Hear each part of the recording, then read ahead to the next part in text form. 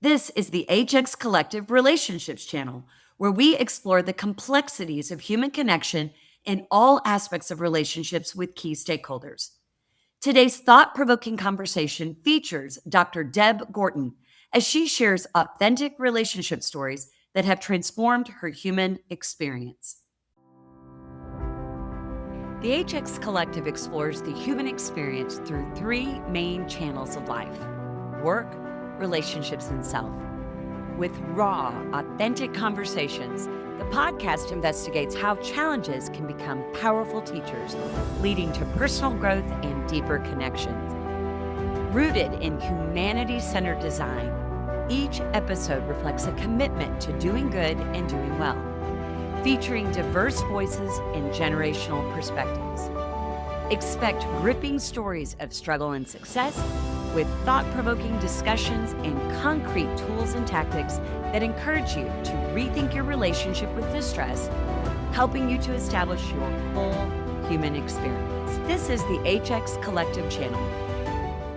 All right, now, if we have such a good foundation of understanding how the workplace is such a critical place to put our attention on the human experience, our second lens at the HX Collective is talking about human flourishing in the context of relationships. Now, notwithstanding, I want to acknowledge for many of us, a lot of our relationship time is spent with people at work. But I'm looking for, in this discussion with you, Deb, is really thinking about the different types of interdependent relationships we may have. And let's say those that may actually extend outside of the workplace. So when we think about our identity, as in our case, a daughter, a sister, a friend, when people think about their relationship as a caregiver or a spouse or a parent, when you think about the importance of prioritizing the human experience and the quality of our relationships, why is now a really important time to revisit our priorities and focus in this capacity or areas? Well, I would say I'm big on authenticity. And I would say almost every person, if not every person that I know, if I were to say, what are your most important things? Like what's most important to you in life? Without fails, they would say in some capacity relationship, whether it's family, whether it's my spouse, whether it's whatever. But then if we break down how we're actually spending our day to day, that's not the priority. And here's the thing, going back to this idea of cognitive dissonance, most of us are functioning in cognitive dissonance, but not actually taking the time to consider why it's there. And so we're doing a lot of other things to try to, mask it, minimize it, shove it under the rug.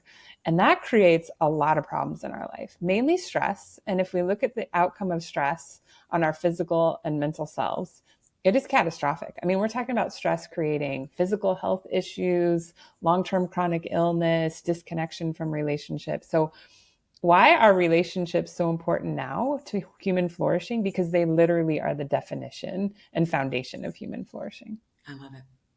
Well, I think in my own journey and experience, how living in consistently with my values. I had actually a dinner last night with a friend, and we don't get to see each other a lot, but she's the kind of friend that even when distance passes, it's almost like you just re-pick up the conversation. And time is really a big barrier in having a real friendship with her. And so she sort of described our interactions over the past couple of years as like every time we're together, it's like a reunion. But once that reunion's over, it's sort of like then we go a long distance. And she really had this like deep longing. She's like, I'd like to be able to connect with you in between the reunions in a way that can create mutual benefit. And I started thinking about what was at the core of the disconnection, because it's not that I don't love her. And every time we're together, it does feel like a reunion. It's like a giant celebration. And yet there's the space of time and the space of intimacy. Can you talk a little bit about how time, or how we let time be a barrier? Because I know that I can do anything that I prioritize. I know that time is really almost a misnomer. Say a little bit about that, because I do think time in relationship connection is a big thing that people would say why they don't have deeper relationship, why they're not prioritizing. Absolutely. Here's the reality. We're not going to change time. There's always going to be 24 hours in a day, right? There's never going to be more unless we invent some type of time machine. And as far as I know, that does not exist. So I talk a lot about this concept in my work. It's called radical acceptance. And radical acceptance is this idea that we have to embrace our reality for what it is. People oftentimes mistake radical acceptance with resignation. Like, well, I just got to give up. Like, I don't have enough time. It is what it is. No, it's saying, this is what's in front of me right now.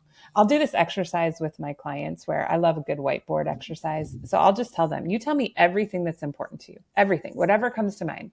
And I write it all down. So usually we end up with a list of like 15, 20 things, right? And then we rank order the top 5. And again, there's always relationship in some capacity on there. And then I will ask them to think about their week, last week that you had. How often did you prioritize your top 5 things? And generally they're pretty upset with me at that point because the answer is not very often, if at all, right? So here's the thing. There's never going to be more time. And I had this professor in grad school, Dr. Jeff Bjork, one of my favorite professors. And he would end class every week with this statement: every decision involves loss. And I hated it. I felt like it was so pessimistic, glass half empty. I was like, well, that sucks. And then I got a little bit older, maybe a tad bit wiser. And I realized, oh, wait, that's not actually a bad thing. That's actually A, reality, and B, something we need to focus on more in terms of our commitments, right? If I'm saying yes to this over here, I'm also saying no to something.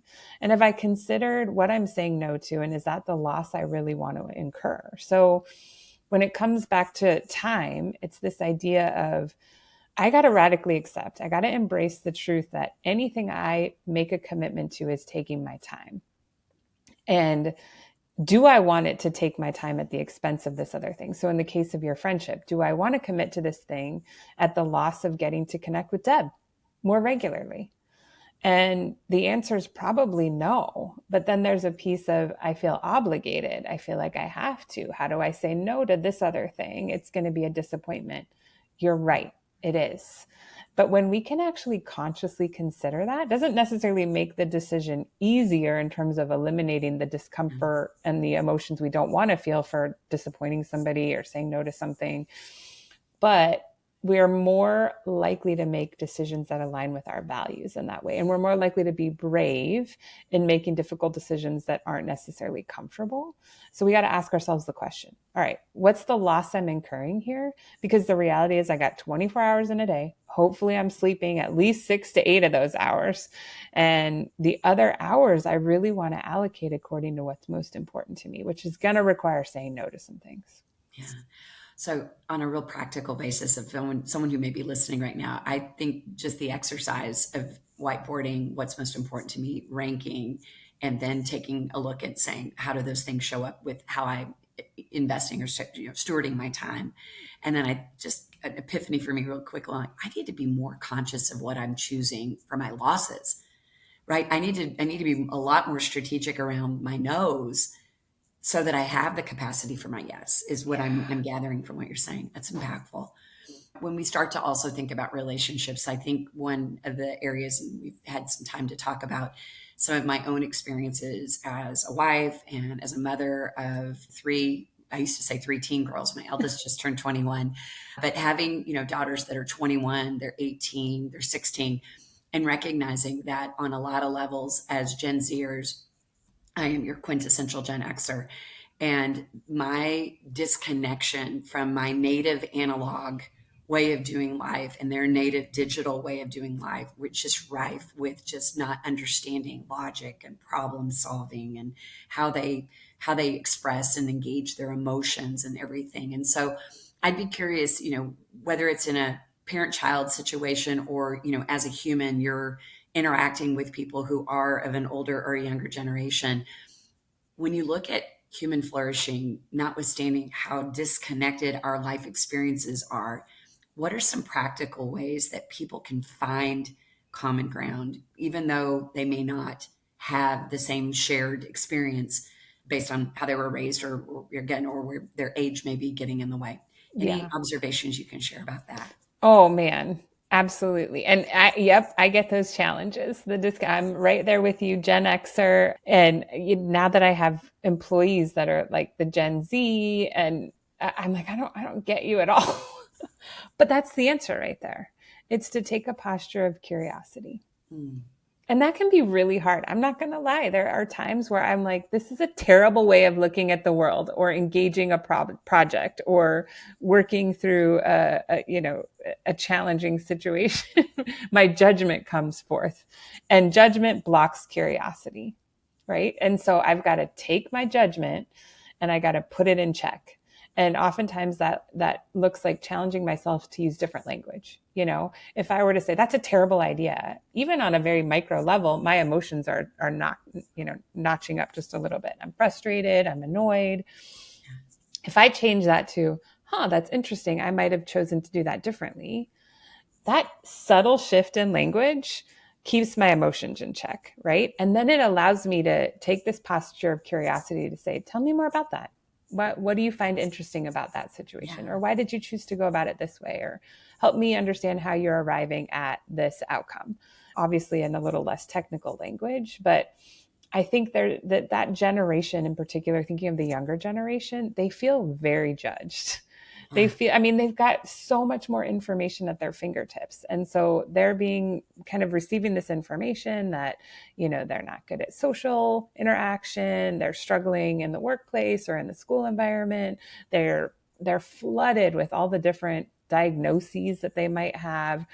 And so they're already struggling to feel like they're thinking the world is going to end. The global warming, all of this stuff, that school shootings, all the stuff that they're faced with in the media, they're facing an uphill battle. Yeah. And so when we can approach those relationships with just a posture of curiosity, it doesn't guarantee the connection that we're looking for, but it increases the likelihood of it. Well, as we wrap this part of the conversation, there's so much more to say about human flourishing relationships. When you think about people that either, again, in your workplace or as a general role in the community, and you see people who seem to have a really wholehearted way of engaging with their community, when you see spouses that really have marriages that are thriving, when you think about people who may not be mated with a spouse but they're thriving in their singleness, and what are some of the factors that when you think about people where they really are having an enriched experience in their own human experience with relationships, any practical observations that we can take away so that as we begin to examine our own sense of our human experience, maybe we can, some context clues or some things maybe to re-examine. Anything come to mind? Yes. I saw this probably again on social media recently, and I'm going to butcher what exactly it was, but it was this description of the difference between a collectivistic culture and an individualistic culture. And it talked about how people in a collectivistic culture, even if they're given a little sip of water, like, they're thirsty and all that's available is maybe a quarter of a cup, they still share that. And I was like, that is amazing, because in our Western culture, we're so focused on the me, right? How is this going to benefit me? What can I get out of this? And when I see people really flourishing, their word is we. Like, okay, how can we benefit from this? What can we get out of this? And yes, at times that requires some sacrifice, where it feels like the people around you are getting more of the payout or the blessing than you are. But it really does balance out. So I think it's this piece of like looking at your community, again, whether that's your immediate family, whether that's your spouse or your partner, whether that's your neighbors, whether that's your faith community, whether that's your kids, or maybe you're living with elderly parents and taking care of them. Just shifting that mindset to we. I'm telling you, linguistics is powerful. We think it's a simple word. It really is not. It makes a huge difference. Just say, okay, how can we benefit here? What's the outcome that we gain from this? And we start making that shift in our language, which then changes our mindset, which then changes our behavior. That collective flourishing of humanity is really what causes individual flourishing. Well, and again, the simplicity of that, I'm wondering if even just on a practical takeaway, if we just start practicing saying the word we out loud, even if we're not disconnected, I'm imagining just the purposing it, manifesting it, if you will, starts to then become, the fake it till you make it. If you're feeling, sort of an individual self-orientation, but just to sort of reframe I can imagine there would be real power in that. And throw it to the group, right? Whoever your group is. Say like, okay, we're dealing with a decision. What are we going to do this weekend as a family? You want to do this. You want to do this. I want to do this. You don't even want to be with us. How can we make a decision that collectively benefits the we here, and let other people provide feedback? You'd be amazed, right? Because it might even change your mind. They want to go to this place and you're like, I have no desire to go there. I don't want to try that at all. And then they say, oh, but there's this, there's this new dish on the menu. And I know that you love fancy Brussels sprouts. So even though you don't like the environment, it might be something new you get to try. Oh, I never really thought about it from that perspective. Yeah, that's awesome. I'm going to encourage everyone listening, use that little science fair experiment with the collective we. I love that. Thanks for being here.